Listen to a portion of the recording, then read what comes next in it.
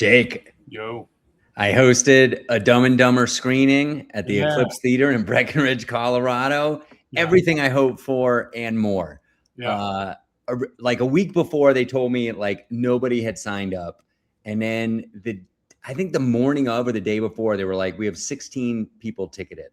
And I'm like, oh man, it's like a 150 person theater. That's going to be kind of rough. There were over 70 people there. Shout out Breckenridge. Way to come out. Dumb and Dumber, last minute, kids in the audience. It was so fun, man. So fun. So I think I said this last week. I made some slides. We had quotes and trivia.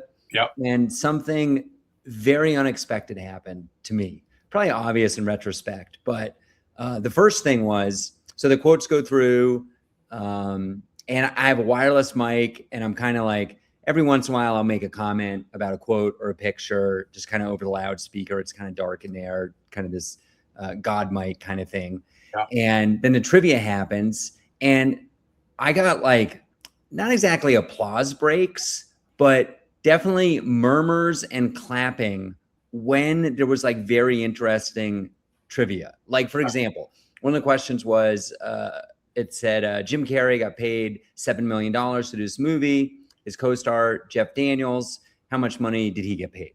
And have you heard this story before? I know it's low, but I don't know how low. $50,000. Yeah, and then there's also an interesting story that the week before they signed the contract, Jim Carrey was only going to make $350,000, but Ace Ventura: Pet Detective came out that weekend, was a smash hit, and they were able to negotiate up to $7 million. Yeah. And the studio didn't think they didn't want Jeff Daniels, and they thought he wouldn't take the $50,000. And so there's like all this interesting stuff, and people are like reading it, and you can tell when they get to the sentence. It's super interesting. So it was like kind of fun. It was a little bit like what I was talking about with the movies, where you just press play and like people enjoy it. It was like I created this the day before, and now I'm just like standing around and letting it autoplay. It's like, I think where we're trending here is I'm getting out of comedy. I'm stand up, too much effort.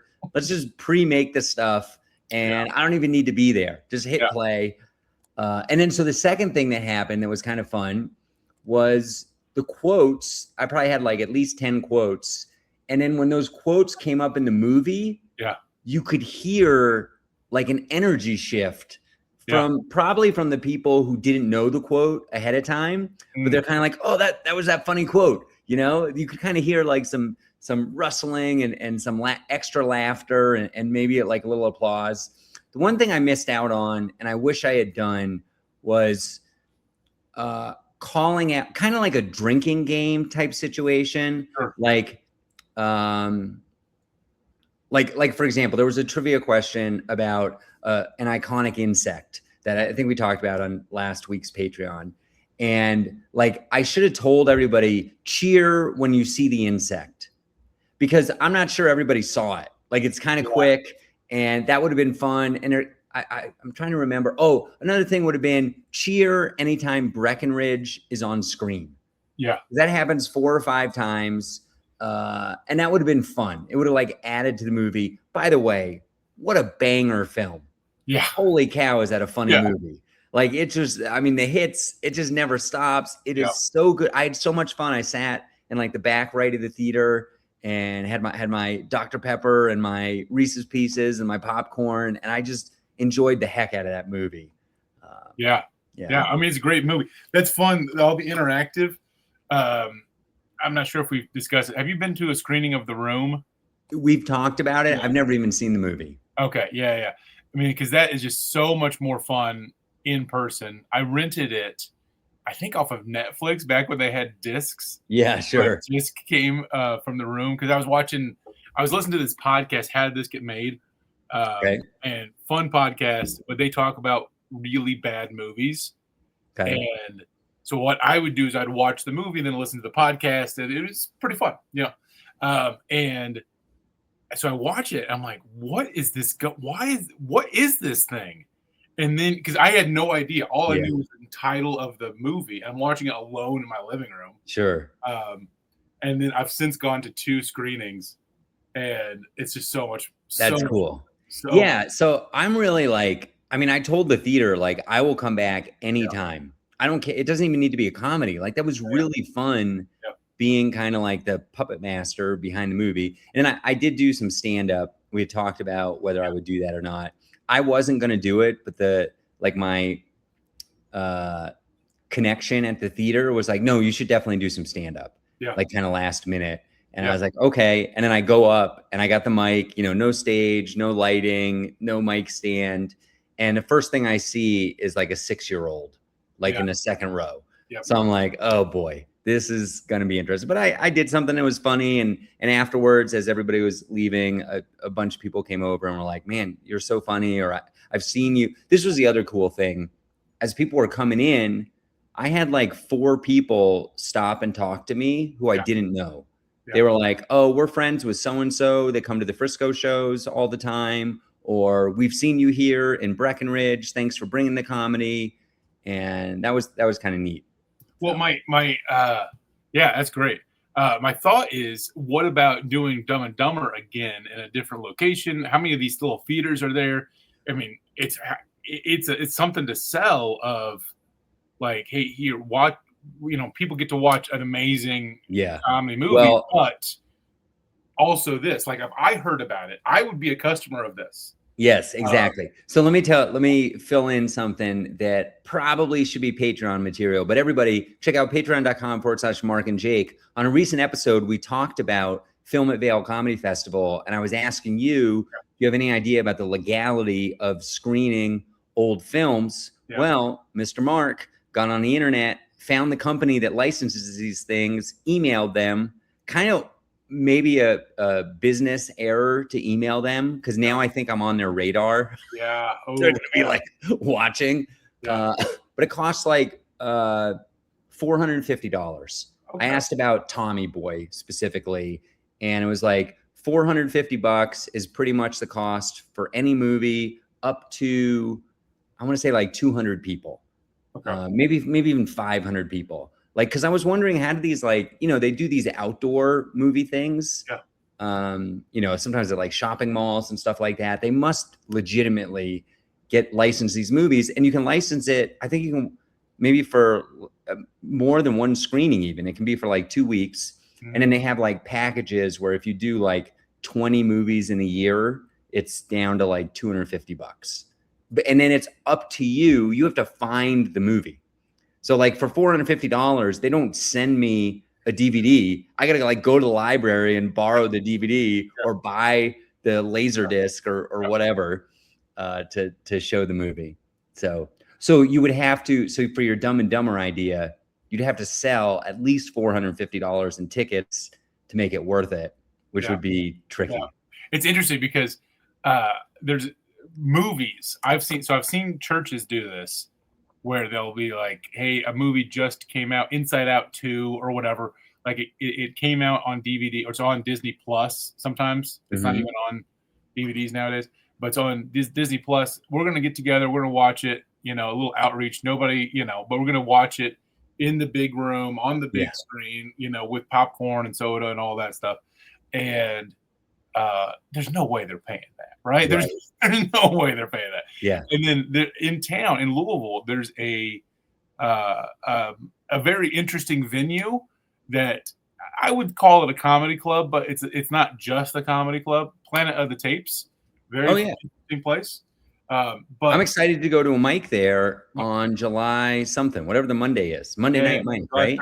Have you reached out to them yet? Oh, am I supposed to? Yeah. Actually.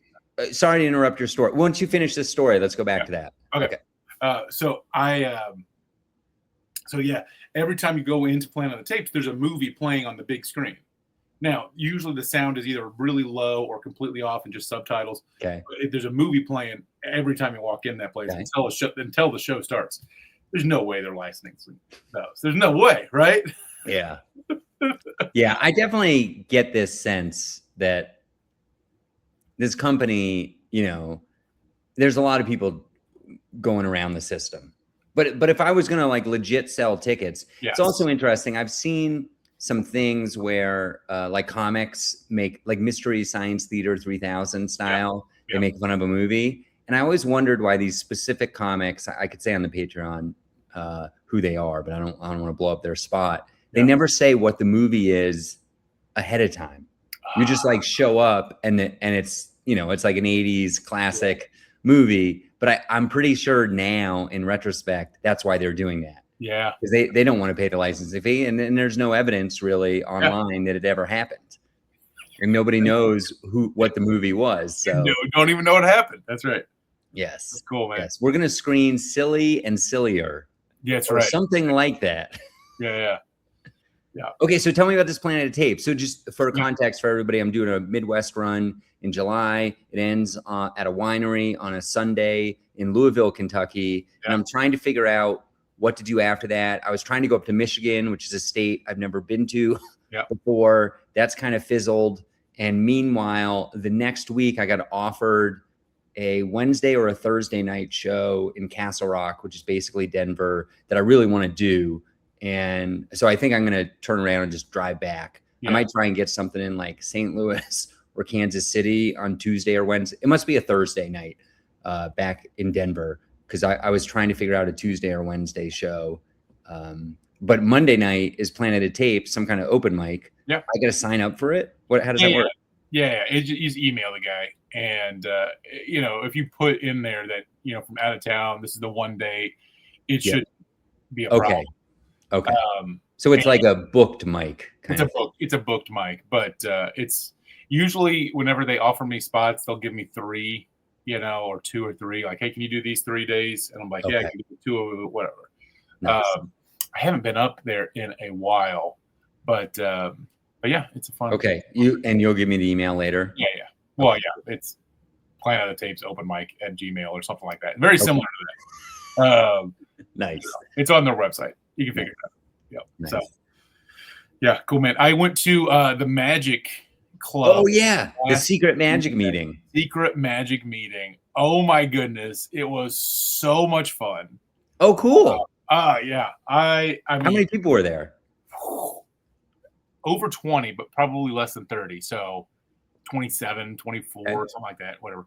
But could have been 22. Could have been 26. Could have been 29. Could have been 21. I don't know. 25 perhaps. Yeah, maybe. But yeah, it was super 24 fun. and a half if one of the song in half. There were some didn't go well. There were some children there. I don't know if they count as full people yet. They can't vote. But so yeah, they did the magic stuff, and it was Teach a Trick Night was the name of it. And I thought they were going to teach us one trick. And that would have been good enough for me. I would have been excited about that. And they start, and the guy that I know, who I was the special guest of, so I'm not a member of the club yet, and they introduced me special. They're like, hey, we got Jake over here. He's a comedian. And then they do the trick, and they show us, and if they do it, I'm like, I literally have no idea how he did that. Like, not a clue. And then he shows us how it's done, and it's so simple. Every trick is so simple. They show us how you do it. And you're like, wow, that blows, so that's the most fun you can have with magic is when you are blown away by it, and then they immediately tell you how you do it. Oh, cool. So much fun for me. So they told us how to do that. And so I thought it was going to be one trick, but it was dozens and dozens of tricks. Whoa. I mean, yeah. So the one guy comes up, and then another guy comes up. Let me ask something about these tricks. Are these like original tricks that actual magicians wouldn't, maybe they'd have a guess how they happened, or these like street joke? I got the vibe that if you were a good magician, you would probably know how most of them are done. Okay. However, the president of the club, who's the guy that I'm talking about, who has the special guest stuff, he went with me. So then we break up into little tables, and the guys show us the trick like really close up. And he was learning that new trick. Huh. So it was new to him, and he's the president. And how does this work in the magic community? Can they then go do that trick on their own paid gigs? Yeah, I think so. That's a good question. I didn't ask him that, but that's stealing, or is that okay? I think that's okay. That's an interesting thing. Yeah, because the way that they were saying it like, yeah, you can do this. Yeah, of course you can do this. Huh. And did anybody master it in real time? Some of them you could. Yeah, I think I could. Okay. Some of them are because the trick is so, basic. Well, it's a secretive. If you know the secret, Yeah, you know exactly. the trick, exactly. It's not necessarily like. Are you gonna tell it? Are you gonna reveal one of them on the Patreon? I mean, are you allowed to or no? I can tell you how, I guess, kind of. Yeah, but, yeah. Okay. Well, everybody tune into the Patreon. Yeah. Jake's gonna teach us some magic. But here's the thing. Here, I am drawn to magic. I like magic. Every time I went to the World Series of Comedy, remember it was in the Strat on the second floor of the LA Comedy Club. And then just like 3 doors down was a magic store. I went in there so many times. Yeah, like sad little strip mall. Yeah, inside the casino. It's out of business now. Yeah, I bought a lot of stuff in there for you not to go. Yeah, I think the whole mall is out of business. Honestly, at this point, it kind of like I went there over like 3 years, and it was like fully open, half open, 2 stores left, and then completely out of business. Yeah, doesn't surprise me. But that little magic store, I would go there. I would do magic tricks before class when I was a teacher. Okay. So if you came early to the class, I'd do a little magic trick for you. And sometimes I'd show them. I would use them as like lessons. I'm like, here's how that's done, and this is the principle it's teaching. Yeah, yeah. So I mean, I like magic. So you're gonna quit comedy and go into magic. Today's episode is just let's get out of comedy. That's the question. One time, this was years and years ago, but I did a comedy show for a church, and I did my whole set. And then a year later, they're like, "Can you come back?" And I'm like, "I don't have another hour of material. I'm working full time. I'm not on the road working new material." So I did a bunch of magic. Okay. On the new one, and it went fine. Mm-hmm. I don't know that. So I've done magic. Basically, I've done magic and gotten paid for it. Okay. And gotten paid for it, but only one time. The thing though is mentalism. I think is very interesting. I just went to a mentalist show, and I got to be honest, I could figure out most. I've been to several, and it blew the audience's mind. Yeah. Okay. But like I could tell what was going on. Yeah. Most of the time. Some of the stuff I had no idea how it happened. Yeah. But I'll tell you more on the Patreon. Okay. About that. So mentalism I think is fascinating. And it's pretty close to like crowd work. It is close to crowd work. Yeah. I have been, there was not terribly long ago. I did a set and it went real well, and I did a couple of weird callback crowd work moments. I enjoyed it, but one of the comics on the bill emailed me like, "Hey man, what you're doing is basically reminding me of this book I'm reading, which is a mentalism book. You should get it and read it." Huh. So I'm like, "Oh, okay." Yeah. So that's interesting. So talking to the magicians at the club, that's what I wanted to talk about. I'm like, am I even interested in card tricks? Am I even interested in? Sure. I mean, a card trick, even in a comedy club, you can't do. They can't say what it is. Right. We get those big novelty cards, I guess. But, 3 rows back. Or you do it with a small camera that connects to the video screen. Oh, you'd have to think about that. But mentalism, you could obviously do on a comedy club stage. Actually, let me push back on that a little bit, because we did a comedy and magic show at Vail Comedy Festival this year at Kachina, which you would recognize if you saw it, but you probably don't remember the name of it. But it's like 100-seater, and we had like 30 people, maybe 40 in the audience. And Travis Nye, the magician who was there when you were there, he did card tricks, up close card tricks and you could just tell by the person's face, and the person would like hold up a card, and so the audience could see it, as long as you're in a small enough comedy club. Okay. Yeah. Maybe you could. Yeah. Definitely in a 50-seater or smaller, no problem. You could do it from a stage. Yeah. You get up to 100 to 300. I think you need like a camera or That's true. I think, or you have the person, like, sometimes I've seen this where like they have like a big notebook and they write like 5 of diamonds on the notebook and hold it up and show it to everybody. So a lot of them were card tricks. Some of them were these other like table tricks. One of the guys, I was talking to him, and he goes at weddings. They hired him for weddings to go from table to table, and just during the reception, do card tricks at the tables. And so some of it is that sleight of hand or that one-on-one or kind of street magic. I don't know what you would call it, what genre it is. Close-up magic. Close-up magic. Yeah. That's not. I don't know. I personally don't think that is what. That doesn't interest me as much. Well, I think that's pretty cool. I love that. Cool. Like sometimes you go to a restaurant, like the Melting Pot. They have magicians that roam around, and they're pretty good usually. Oh, they're great. So like, but do I want to be one?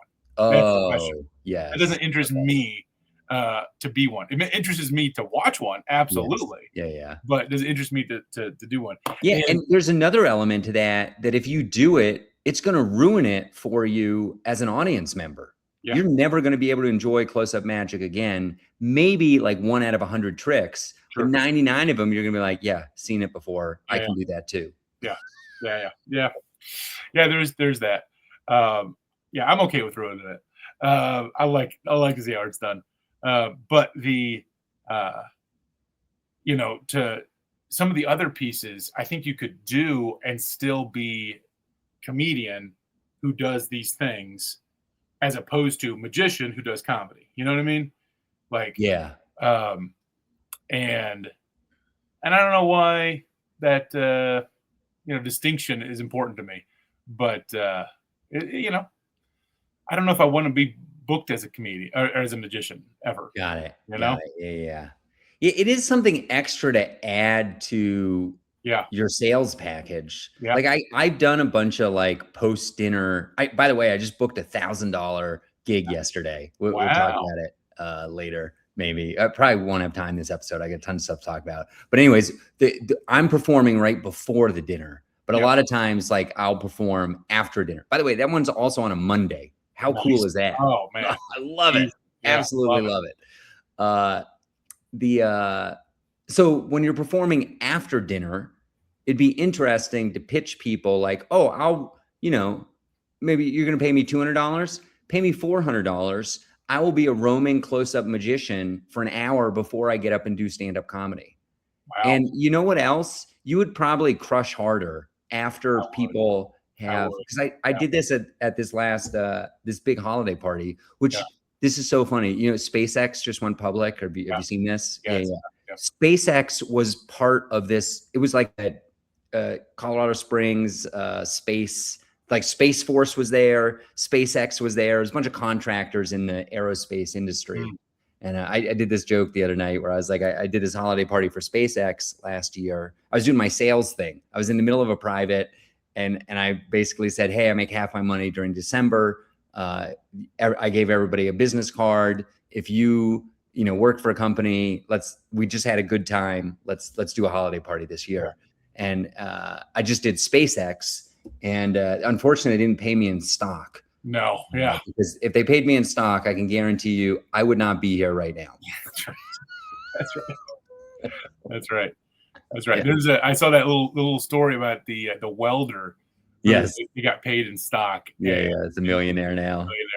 Yeah, that's great. Kudos. I love it. I love that story. Well, that's really neat about the magic. Yeah. So you're thinking. I really think like a soft way in is to like be booked as a comedian, but an add-on value is comedy. As magic. I look at that the same way as I look at like bringing equipment. Yeah. Like book me as the comedian, but you're going to pay me a little extra because I'm bringing the lights and sound. Yeah. Or because I'm bringing some other comics with me. It's just like an extra thing you can do. Yeah. And I'm a big fan of magic. And most tricks are way better, and I don't understand how they work. Mm-hmm. But many magicians are kind of cheeseballs.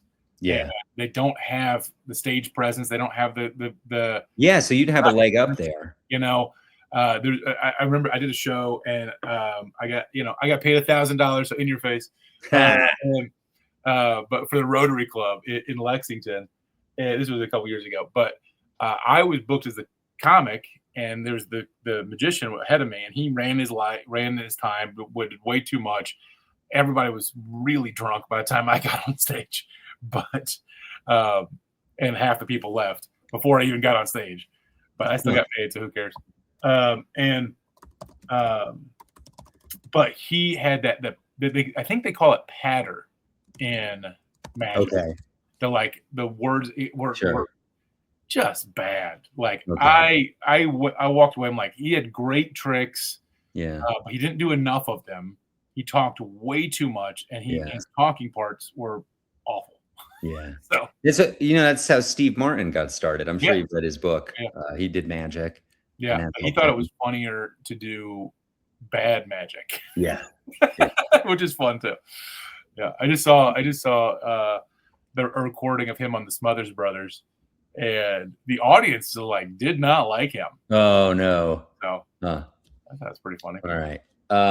So I'm winding down the Vail Comedy Festival. Yep. I've been sending out. We finally got the sizzle video. So if folks want to find that, you can see like a 90-second recap of the whole festival. And that was kind of like the last thing that allowed me to pay the videographer. And then I used that to send thank yous to all the community sponsors and other stakeholders. And so I'm within a day or two of being completely done with the 2026 Vail Comedy Festival, which I'm psyched about. But I want to do a little show and tell here. Yeah. And I had a lot of broken equipment this year. And you've seen dented microphones before, right? Yeah. Have we talked about this on the podcast at all? No. This is $10. Wow. $10. You can just screw the top off a dented microphone and put an official Shure SM58 replacement grill right on. This is the dented one. I already put I put the new one in, but I'm saving this one in case I get a worse dented one. Yeah, I'm looking at that. That's not. I've seen way worse dented. Yeah, I've seen them flat at the top. $10, Jake. $10. Why aren't people replacing these things? And I did a little research. They claim that the microphones are designed like cars with crumple zones. So it's all to protect the innards, which are very expensive. And so it's meant to be disposable. The outside is meant to be use it for a year or two, throw it away. Yeah. No. I had no idea. So there you go. We're teaching people things. Anybody listening to this, there you go. It's called, let's see, the model number is RK143G. Yeah. It's a Shure SM58 replacement grill, Grille. And it's so easy. You just screw off the top, you screw on the new one. There's a little black foam inside, and it stays with the grill. And interesting. Yeah. I have a microphone that attached to my phone, and that's how I record all my sets. And I think it's good enough quality. The video is good enough. The audio is good enough. It's not the best. You could do way better. But what it lacks in, professionalism or absolute best of the best, it's I can do it. I can do it a lot. So I've recorded probably 1,000 sets. Okay. I have so much footage. Yeah. And I've replaced it, and so many comics have come up to me like, what is that thing that you use? Because it's a little tripod. It's got a little microphone on it. It makes the audio better. Yeah. The video from an iPhone, unless you're really bad at setting it up, video is good enough. Yeah. The video is good enough. The audio is where it sounds bad. And so if you improve the audio, the whole thing looks So good. Is it Bluetooth connected, or is it physically connected? It's a wire in the bottom. It's a lightning connector in the back. And so the wire, I've had to replace the wire, and the wire alone was $35. Just the wire from one to the other. But the whole thing is $250. So so I bought this $250 microphone. It's a Shure brand. But good. The little fuzz ball on the front, it tore off too. So I had to replace the fuzz ball, and that was I got that one on Amazon. It was $35, but I found a photo place or whatever that I could buy it for $8.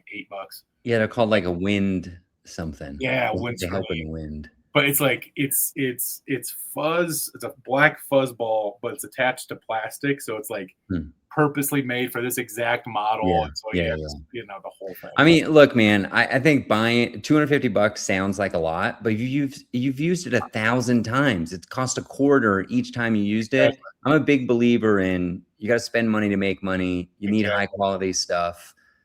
And when you do spend a lot of money on something, you use it forever. It doesn't break quite as much, and you can replace the individual components. The one other thing I'll say about this grill, you can screw these things off and then try and repair them.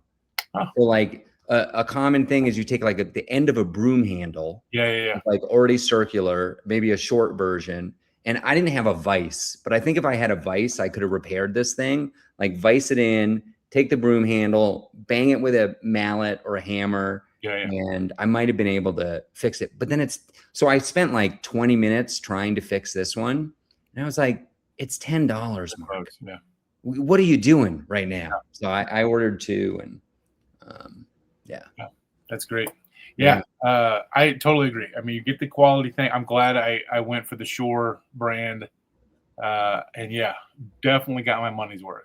That rules. Take it basically to every show and set up. So yeah. All right, you want to hear a fail? I had a pretty significant fail recently as a showrunner. I had a hypothesis. My hypothesis was I will be very successful running a comedy show during the GoPro Mountain Games in Vail. This is one of the busiest non-ski season weekends in Vail. They got all kinds of cool things. They got kayaking, they got mountain wall climbing. They got dogs jumping into pools. Jump. Okay. So the dogs jumping into pools, I think is so much fun. I would love to attend one of those events. Usually it's these like really athletic looking, kind of look like labs, but kind of like a skinnier version of a lab. I don't know the exact breed that are the best at this. Yes. But sometimes they let dachshunds do it. Okay. Oh my goodness, those are so funny. Yeah, they had like open pool. Yeah. Like you could bring your own dog. Yeah. And your dog could jump in. And I heard some people say that most of the dogs in the open thing, they would like sprint up and then they'd stop and they wouldn't jump in. Yeah. They kind of chickened out. Yeah. So it takes some training, I guess. So it's a very like outdoorsy, athletic kind of feel.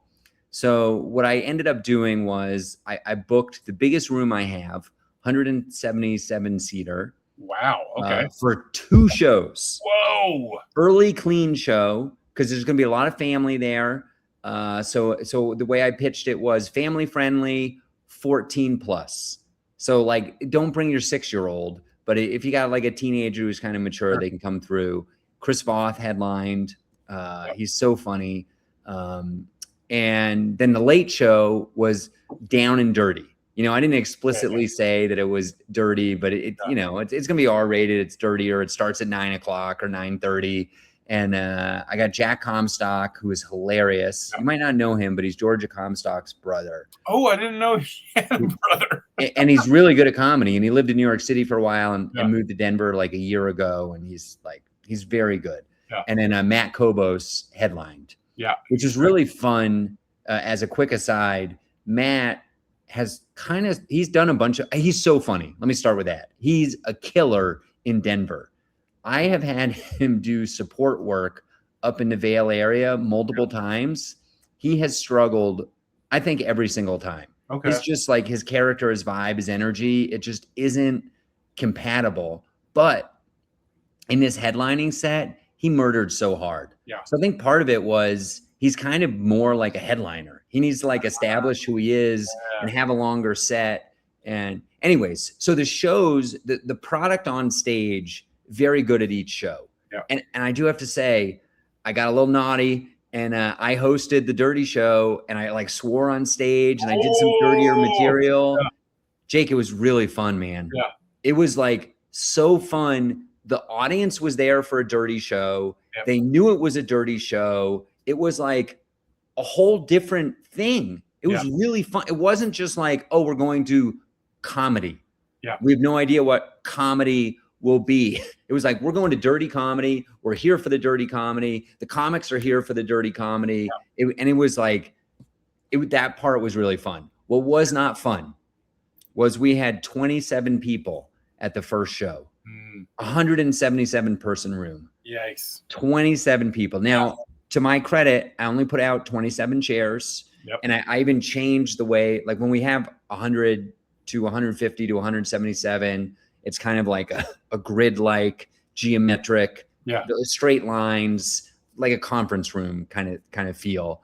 But for this one, I did semicircles, sat every single chair. From the back of the room, it looked very sad. Yeah. It was like they are using 10% of this room, if that. Yeah. But once you were in your seat, surrounded by other customers and looking at the stage, it looked great. Yeah. It was, and it sounded good. And so the show was fun for the people who were there. And I would say it was even fun for the people on stage. As Chris said on stage, hey, everybody make some noise for Mark for putting this together. He's the one losing the money here. So to make some noise for him. Yeah. I'm getting paid. He's losing the money. So but financially, it was kind of devastating. Yeah. And to make matters worse, I knew the ticket sales were light. So I went out for about 3 hours and barked all around GoPro mountain games, dogs with sunglasses and people with camelbacks, permanently attached to them. Yeah. And just nobody was interested. Nobody. A couple of people were like, yeah, I might show up. They didn't show up. The best interest I got, I was so excited. This guy was really eager. And then it turned out he had already bought 3 of the 12 tickets that had been sold at that point. There you go. Like, yeah, I'll see you later tonight. Yeah.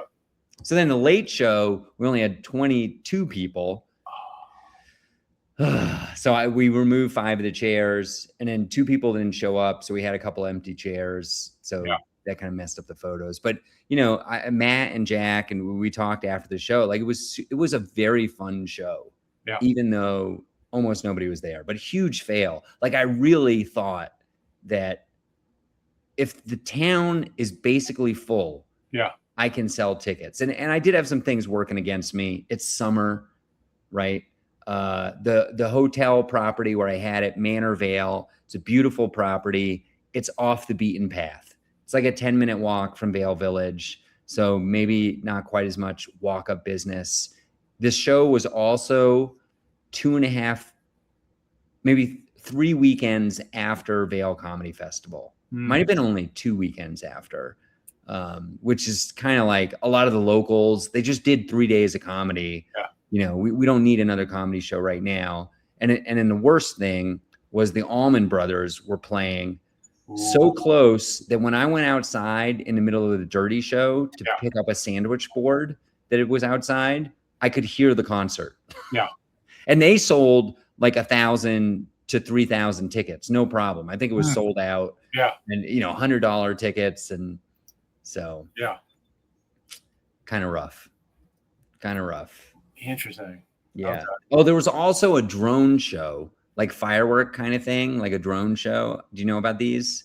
Yeah. It's like light bright in the sky. I think they're really dumb. You see them once, fine. It's cool.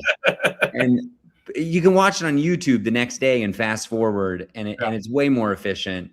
And I don't know. I think they're silly. It's true. I mean, there's something about a fireworks show. If you see a really fireworks are cool. Well, I'm into fireworks. I like fireworks too, but like if you see a really good fireworks show, then any like lesser, you're like, okay, rinky dink, yeah. In Louisville, we have something called Thunder over Louisville, and so it's the beginning of the Kentucky Derby celebration. It's like 2 weeks, I think 2 weeks before. And it is a huge fireworks show. They shut down a bridge and they shoot them off the bridge. And if you get there early, you can get really close to the water.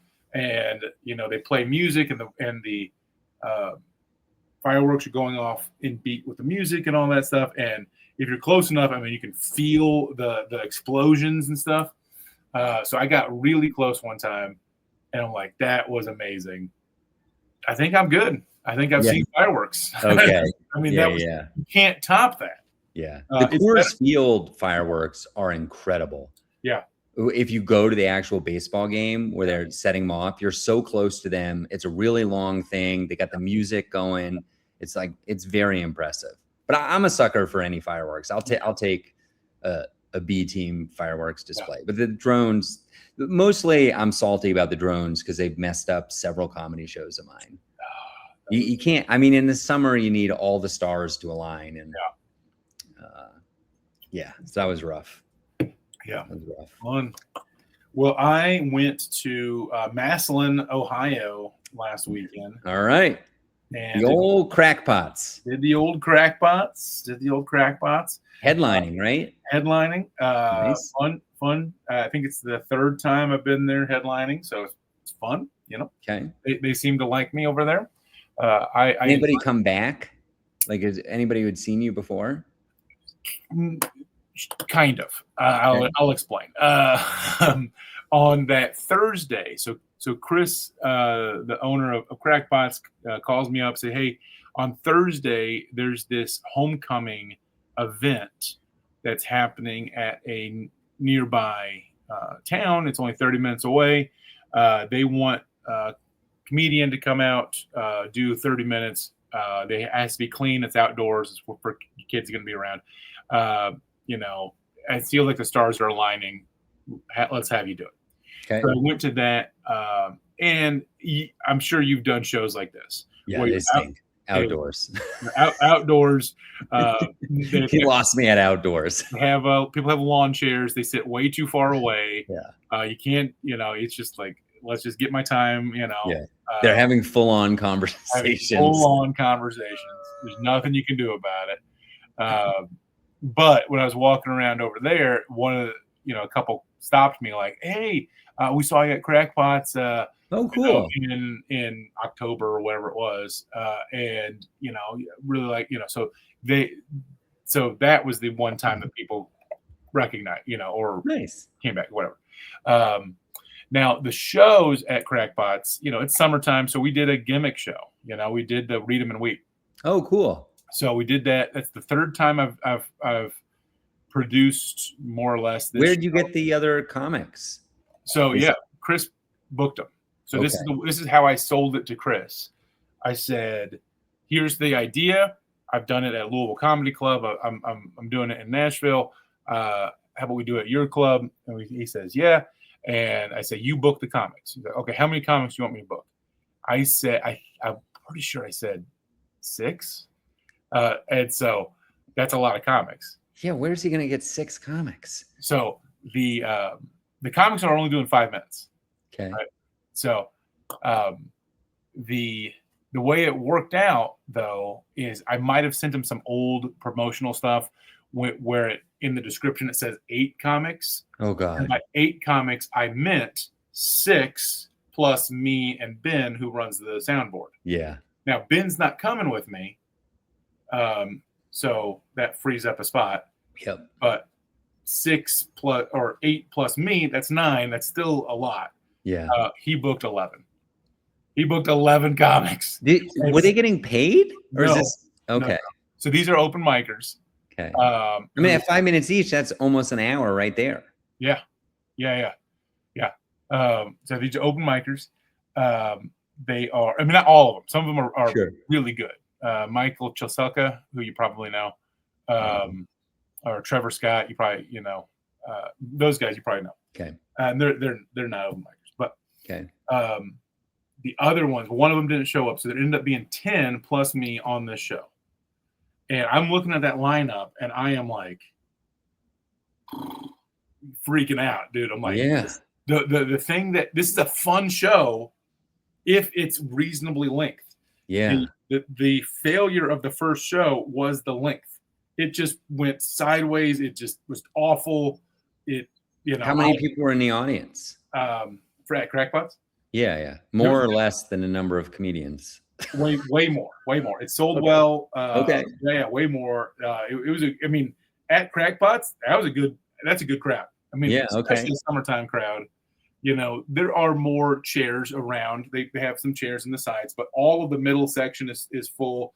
A couple of seats in the back are full. Cool. And when I headline, the same thing. Middle section is full. A couple of seats in the back are full. How did that work? You headlined the late show? Like, what No, were the I timings headlined of on the Saturday. shows? Headline on Saturday. Oh, okay. Okay. Got it. So, so I did the Read 'em and Weep. I'm like, I know the failure point of this show is if I give these people too much of a leash. If an open micer gets up there, does his 5 minutes, and then starts reading these roast jokes and like riffs on every single one of them, or just is not going fast enough, or whatever, that is what will tank this show. Yeah. So I know it's not necessary to hit 90 minutes, but I'm trying to get as close to 90 minutes as I can. And I think the first time we did it, it was like 220. So it wasn't even close to 90 minutes. 2 hours, 20 minutes? In Louisville. I think it was like 2 hours and 20 minutes. Oh my goodness. And so that's way too long. I know that. That was the failure of it. So, so instead, I'm like, okay, what I have to do, I have to be on stage the entire time. Okay. So I am on stage while they're doing their 5 minute set. I'm sitting behind them. I'm trying to be engaged. I'm trying to laugh, but a lot of them are not very funny. Yeah. So they do their 5 minute set, and then Trevor actually helps me collect all of the cards, all of the note cards that have the roast jokes on it. It was so weird, man, because you look at the audience, they look so nice, Midwestern, just good, solid people, and they wrote the harshest roast jokes. It was funny, dude. And everybody had a great time. It was a huge success. Chris said to me probably 3 different times, that was such a successful show. You have an absolute winner of a format on your hands. Yeah. We need to do more of this. And I was shocked that 10 comics were able to do it. Right. Huh. If you could, so then in the grand scheme of things, would I want 10? No, but probably 8 I could do if I was on stage the whole time and kind of kept it moving. Yeah. And so I would read about half of the roast jokes that came in. I would hand them a few to get them started. I would try to give them the good ones. But I'd try to read every single roast joke, because if you write something, you want it read. That's part of the fun. Yeah. You don't want them to throw away half of them and then just read, even if they're not great.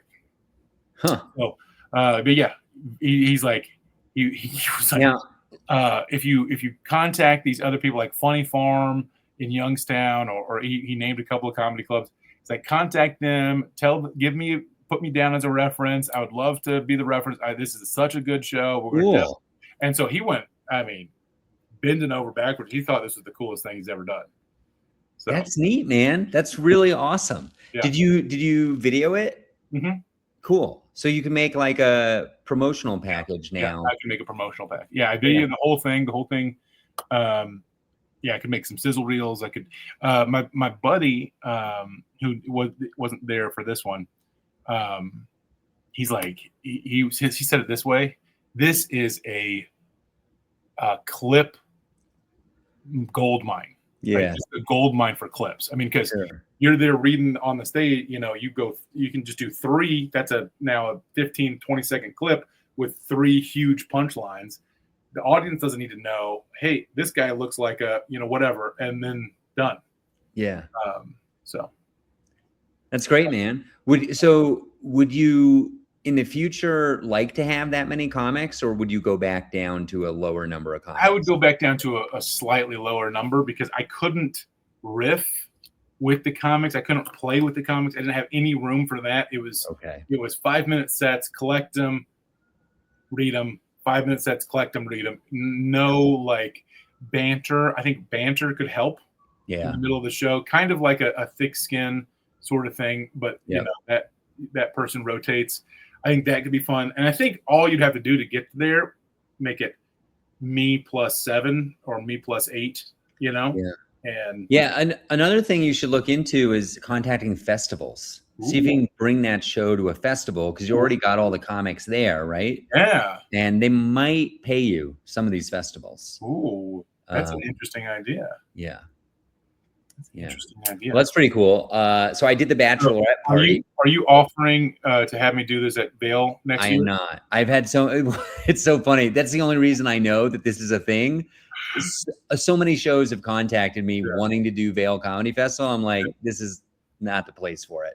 Thank you very much. But we already don't have enough room, like enough time to do all the shows we want to do. Yeah. So to add an additional show is, it's not going to happen unless we get so big that we do overlapping shows, which I'm philosophically very opposed to at this point. I don't want anything competing with anything else, and I want people to have FOMO. We've talked about that before. Buddy, I got to tell you all about this Bachelorette party. Let's hear it. It just happened. First off, let's start with the best news. I already got a review. Absolutely glowing. Guess how many stars? 3. 5 stars, Jake. Oh, there we go. Gave you the rope-a-dope. 5-star. Great review. Verified. So excited. Yep. Jake, I have not been part of a comedy event with more love than this thing in the almost 10 years I've been doing comedy. It was, first off, we parked the car. Let me back up. The original show is 3 comics. It's me, Austin Black, and an unnamed woman comic. Because I pitched them, I kind of said, I'm going to bring a female comic. The female comic bails 1 week in advance. Was booked since March. What's March to June? I don't know, 3-4 months in advance. Bails a week in advance. To their credit, offers a replacement. But at that point, I'm kind of like annoyed, and I'm saving money if I don't have to pay a third comic. It's less logistical challenge to have to like pick up. The show's 2 hours from Denver, so I got to drive the comics. So I just make an executive decision. I contact my contact and just say, hey, the woman comic had to reschedule. We're just going to do a 2-man show. Yeah. Also, originally we had said 90-minute show. I think in some of the smaller privates I've done recently, 60 to 75 minutes is good for attention spans, but we will definitely do 90 if that's what you want. Yeah. And they're like, we're cool with anything coming up. We'll see you when you get here. We pull in. Now, also, this is the very first time I broke out my Pelican case. Ooh, what city about this? What? Yeah, what city? How far? Winter Park, Colorado. Winter Park. Okay. Yeah. Up in that. I mean, 2 hours away could be almost Kansas. Sure. Yeah. And it's more like a 90-minute drive if the weather is good, etc. And beautiful drive. Absolutely. I'm there. I'm Austin is a fun guy. We're chatting. We're having a good time. We're telling comedy stories. It's beautiful. We're like, look at that beautiful animal. Look at that beautiful sun. Beautiful. Everything's pretty. It's a great time. We're driving up, and so I got the Pelican case. This is for people who maybe don't remember. I got this Pelican case, which is like a military grade suitcase for equipment that I figured out how to put about 65 pounds, including the weight of the suitcase, together to make a small comedy club. And the goal is eventually to fly with it. And because I can check up to 70 pounds with my status on United, and I could bring my equipment to a totally different city. So this was the first test of this. I'm going into a rental house where 12 women are staying for the weekend, and I'm going to pop up a show in their living room. It's 7 p.m. The sun is not setting until 9 p.m. right now. Yep. So might as well have been noon. Everything should be awful about this show. We pull up, I drag the suitcase out of the trunk, and immediately 2 to 3 of the women are on top of us. Thank you so much for being here. We're so excited. We just told the bride an hour ago that we're doing a comedy show. We're all so thrilled. Please come in, make yourself at home. Yeah. We get in, they're like, do you want a beer? Do you want to go hang out on the deck? There's a beautiful view. Let's get the room set up. They'd already set up all the seating. Now, again, only 12 people, but they set it up, as Austin said to me on the drive home, that was set up better than many comedians in Denver would have set up a room. Yeah. It was like perfect. It was angled. They had couches, they had chairs. It was just, it was ideal. We were right in front of a fireplace performing. And I set up my little, like, to me, I felt like this was like B team comedy showroom stuff. Because usually I fill my entire trunk, load into a cart, bring in a stage, a much bigger sound system, a much bigger spotlight. I bought like a small spotlight just for this package. So I set up the smaller speaker on a small stand, microphone, light, put the timer on the light stand like I like to do, put the camera on there, and we're ready to go. We got like 15 minutes to kill. We're just hanging out. We're talking. We're meeting everybody. It's kind of fun meeting people because I keep saying like, hey, what's your name? I'll be like, oh, from Wisconsin. I know. And they'll be like, what? How do you know that? And I'll be like, oh, I know all about you. We're going to talk about you on stage. I get the same reaction every time. They were like, there was a mixture of like dread and excitement. Yeah. And so the way, because we only had, how would you do this? We have 2 comics instead of 3. And let's say we got to fill, call it 80 minutes. How would you stretch that out? That's tough, man. I mean, my instinct is to finish with the roast because I think that's going to be the highlight of it. Okay. That's going to be you. Yeah. Right. And so maybe give the other guy do 25 and then I'll just bring it home and whatever that is, that's it. That is very close to what we did. Yeah. I did 5 to 7 minutes up top. Oh, so okay. he didn't have to go up cold. And it was fun. And I kind of set the table, explained what was going on. And I brought him up to do 20 to 25. He did 20. And then, so now we're at 20. I did about 7. So now we're at 27. We're almost at 30. I did close to an hour. I probably did too much time in retrospect. But I mean, Jake, they were laughing at everything. Yeah. It was unbelievable. 12 people. Now, 10 of the people were having the time of their life. 2 of the people were kind of in a hostage situation. They just didn't like comedy, whatever. And to Austin's credit, on the drive home, we were able to identify exactly who was not having fun and talk about them. Yeah. Like, oh yeah, that girl staged right. She was just not having it at all. You know, she would smile occasionally. And Austin knew that. Like, and I think that's a very pro move to, like, really not just be there reciting jokes like you're pressing play on a DVD player, like actually engaging with the audience, knowing who's having a good time, seeing like, oh, that joke didn't do great, maybe because it was about sports or maybe because it was too dirty. And now I'm going to shift my material. And anyways, I mean, in that vein of like, I think of the audience like an instrument that you're trying to play the instrument of the audience. And I told somebody recently of a guy, oh my goodness, this guy calls me up and says, hey, can you take a look at my material? I'm going to do 30 minutes. All of it's brand new. I'm like, don't do that. Yeah. It's my big, but then I said, okay, well, if you're going to, make sure you got your material down, because when you're on stage, if too much of your mind energy is going to try, what's my next bit? What's my next bit? What's my next bit? You can't focus on the audience. And the way that I like to think of it is 90% of my energy and focus is on the audience and 10% is on what I'm going to say next. Yeah. But anyway, your point was? Yeah. So I ended up doing, in my head, I was like, I'll do 30 minutes of material. Yep. Then I'll do the roast jokes. Yep. Then I'll close with my strongest 5 minutes. Yep. Just try and get a big pop at the end. And so I did the 30. I thought the roast jokes were going to take like 5 to 10 minutes. They took like 15 minutes. Yeah. So they went way longer than I expected. And then I shrunk the five closing minutes was really going to be like 5 to 10. But like I brought it down to like 4 minutes because I was just like, we got to get out of here. This is too much at this point. The roast jokes were exceptional. Yes. Like it's crazy how low the bar is. Yeah. When you are personalizing things. Like, I will be the first to admit, I probably did 12 times 2 times 3, maybe 40 to 50 jokes.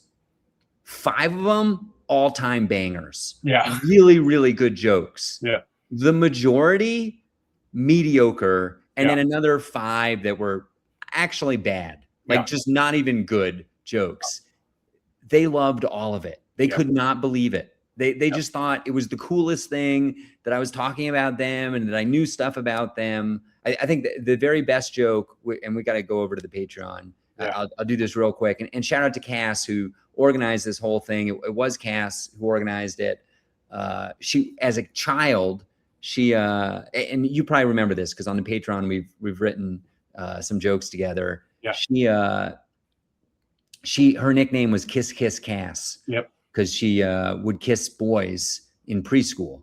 And so I got up on stage and I said, we're so happy Cass is here tonight. She did a great job organizing everything. You might not know this, but in preschool, they called her Kiss Kiss Cass because she kissed a lot of the boys. And I'm kind of making an assumption here. She grew up in Kansas, probably went to a Catholic school, and she got into a lot of trouble as Kiss Kiss Cass because the nuns were telling her, you can't take those jobs away from the priests. That's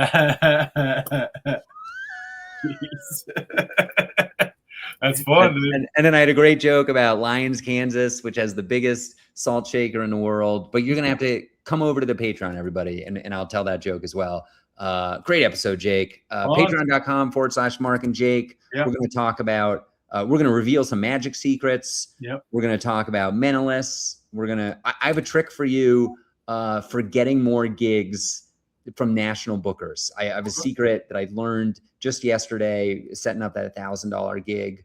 I'm going to tell people who is potentially stealing movie streaming revenue from Hollywood.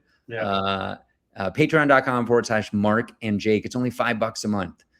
We got tons of bonus content, and I got a special thing. When this episode comes out, I already filmed this. More bonus content. I have a 7.5-minute video of me unboxing the Pelican case and explaining what each piece of equipment is for and why it's there and why it's valuable. And so if you want to set up your own comedy club in a suitcase, you can do the same thing. And whatever week this comes out, I'm going to post that to the Patreon. So we got bonus content on top of the bonus episodes. But let's do some plugs. What is coming out July 6th? Happy 4th of July, everybody.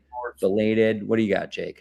Yeah, this weekend, the Derby City Festival is in Louisville. So playing out of tapes, all that. Pretty excited about that. On July 10th, that's the show that I'm on. July 11th, I've got a corporate gig, which are always fun. And, nice. And then July 12th, you and I are doing a winery in Louisville. I love it. I love it. Okay, coming out July 6th, I have my Midwest run. Wednesday, July 8th, Fleming, Colorado. I will be at Kiki's Bar and Grille. Come out.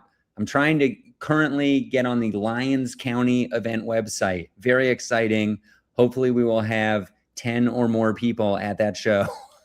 On Thursday, July 9th, I'm in Iowa City, Iowa at the Alley Cat. This is a special place. The only place I performed at that has had 3 different names. I probably performed there 5 times, but it has changed names 3 times. Originally, it was the Yacht Club. Then it was Joystick Arcade. Now it is Alley Cat. I'm excited to be there with a 3rd name. Still a great basement room. That's going to be a killer show on Thursday, July 9th. July 10th, Friday, July 10th. I'm in Pontiac, Illinois at the House Funeral Home. It's a former funeral home turned into a music venue. I can't wait. I have a door deal. I want to sell tickets. Please buy tickets. Saturday, July 11th, Mahomet, Illinois. I'm at the Yellow Door Comedy Club, headlining. Again, all these shows are headliner shows on this run. Coming out to Mahomet, Illinois. And as Jake mentioned, Sunday, July 12th, Roselyn Hill Winery in Jeffersontown, I think. Is Jeffersontown like a place near Louisville? Yeah, we call it J-Town. J-Town. Well, I'll be in J-Town, everybody, because I'm one of the people. And then maybe Monday, July 13th, I'll be at Planet of the Tapes. Yeah. And then July 16th, I believe I'll be in Castle Rock doing a show with Dr. Kevin Fitzgerald. I can't wait for that if I can get back into town. We'll see everybody in the Patreon. Have a great week. Cool. Yep. Bye-bye.